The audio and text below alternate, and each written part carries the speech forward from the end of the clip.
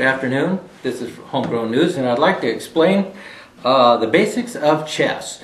For those of you that don't know, it's an international game that's been around for thousands of years. So we're going to go right in with the international version of this game. First of all, we have the pawn.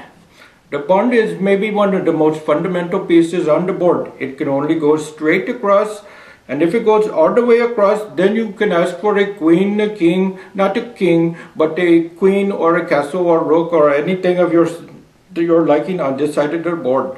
It can only go straight in one movement. On the first move, it can go two spaces, but usually it only goes one. And it can take a piece only from the side unless there's a special condition, which I will talk about a little later. And then we have the castle. The castle is fundamental. Its major moves are straight across or perpendicular, and it moves like so, straight across, or like this.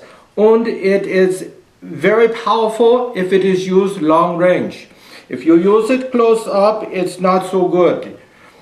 Anyway, it can be used for putting pieces in check, and it's very powerful. Now we have the bishop.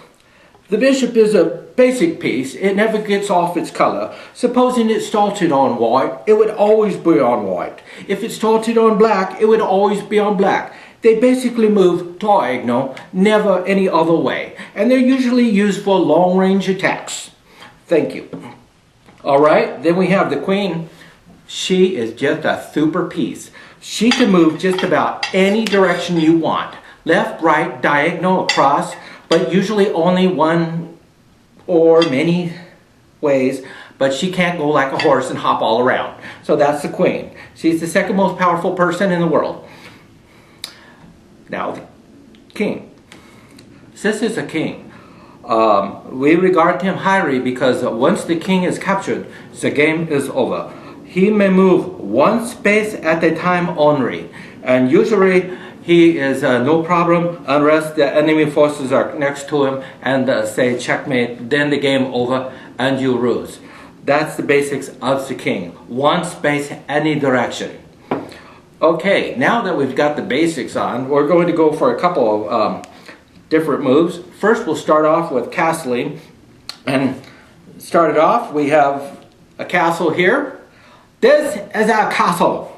Castling involves taking the castle and putting it next to the king where the king was. Move the king on the other side. Now you have castle. He blocked in corner and nobody can touch him. You can do it on the other side too. Put castle here, put king back on space. This time king move over two, this go over one, and see he by all space that used to be where king was. And now that's called castling.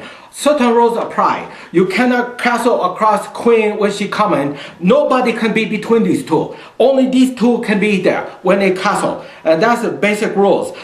I don't know why they call it castling, because when you look at this, the rook had to fall off, I tell you. When you look at this is a castle.